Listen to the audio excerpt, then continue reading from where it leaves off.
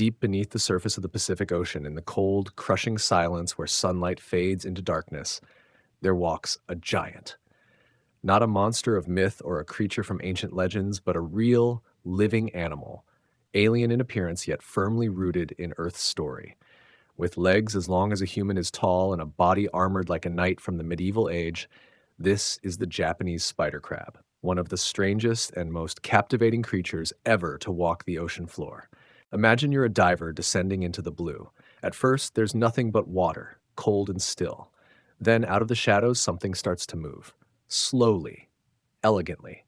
Its shape begins to emerge, first one long, thin leg, then another, until you realize this isn't just a crab. This is a titan of the deep. The Japanese spider crab, or Macrochera kempheri if you want to get technical, but let's be real, this thing deserves a much cooler name, is the largest crab species in the world. From claw to claw, their legs can stretch up to 3.7 meters. That's over 12 feet. Just try to imagine that for a moment.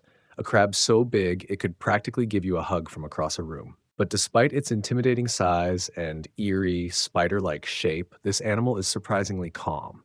It's slow, deliberate, and not at all aggressive. You might even call it shy. Its body isn't actually that large, only around 40 centimeters across. But those legs, they're its most iconic feature. Long, jointed, and spindly, they allow the crab to gracefully maneuver across the rocky seabed. It's a bizarre combination, the body of a typical crab with the limbs of something out of a science fiction film. Yet every part of this design serves a purpose. Living at depths between 150 and 300 meters off the southern coast of Honshu, Japan, the Japanese spider crab has adapted perfectly to its cold, high-pressure environment. The deep sea is a place of extremes, low temperatures, very little light, and immense pressure. But this crab thrives there thanks to its strong exoskeleton, low metabolism, and a diet that doesn't require fast reflexes or flashy hunting tactics. Because the Japanese spider crab is a scavenger, a patient cleaner of the sea. It doesn't chase, it doesn't stalk. Instead, it sifts through the sediment, searching for scraps, bits of dead fish, decaying plant material, even fallen sea creatures from shallower waters, all become dinner for this long-legged janitor of the deep. In a way, it's a noble job. Unseen, unsung, but absolutely vital.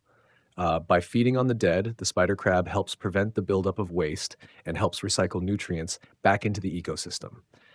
Despite its size and strength, the Japanese spider crab doesn't dominate the seafloor. In fact, it often hides. It will camouflage itself using sponges, seaweed, and bits of debris, turning its back into a mobile reef. Juvenile spider crabs are especially skilled at this. They've been observed deliberately placing materials on their shells to stay hidden from predators. It's part disguise, part decoration, the ocean's version of wearable art. But there's another time when these crabs come out of hiding, mating season. Every spring, usually around March and April, thousands of Japanese spider crabs migrate to shallower coastal waters to reproduce. It's one of the rare chances scientists have to observe them up close. During this time, males and females pair off.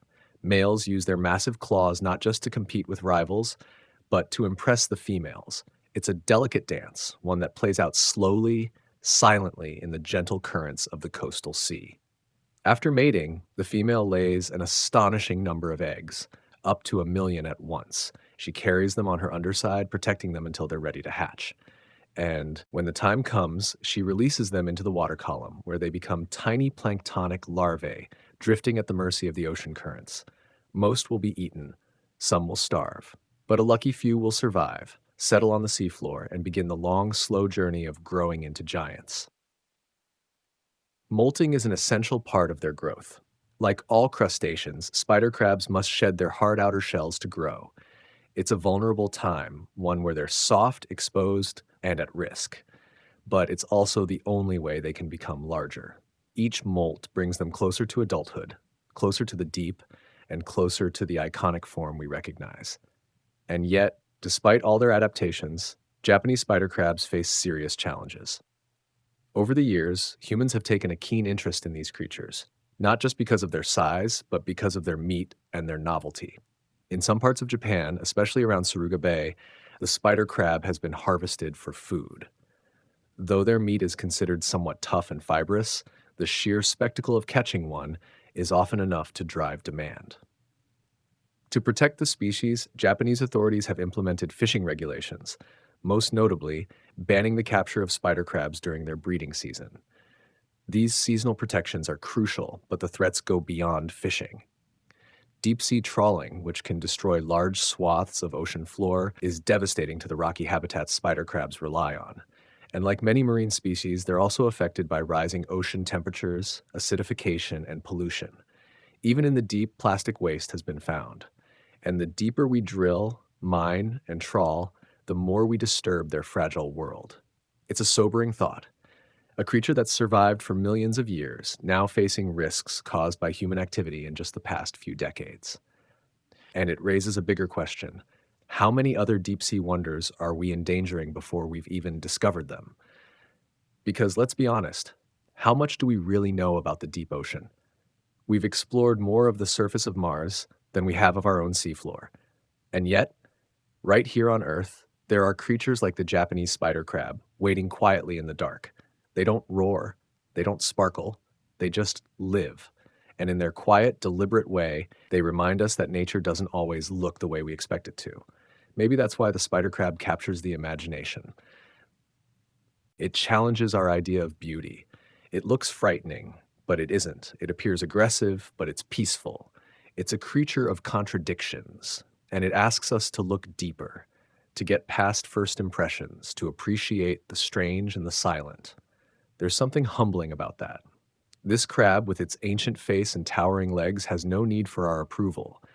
It doesn't care if we find it weird or wonderful. It just goes about its day, helping the ocean breathe a little easier, one decaying fish at a time. So, what can we do for the Japanese spider crab? The answer isn't dramatic. It's simple. We can protect the oceans. We can be more mindful of what we throw away, where our seafood comes from, and how we talk about the creatures we don't understand.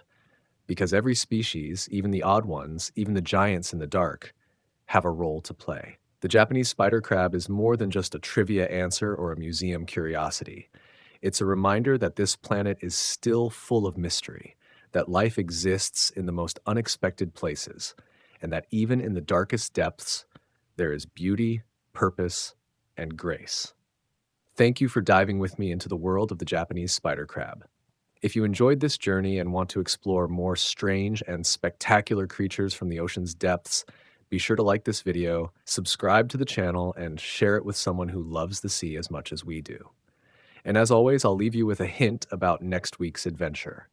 What marine animal can glow in the dark, float like a jellyfish, and sting without warning, but isn't a jellyfish at all? You'll have to come back to find out. Until then, stay curious, stay wild, and never stop exploring the blue.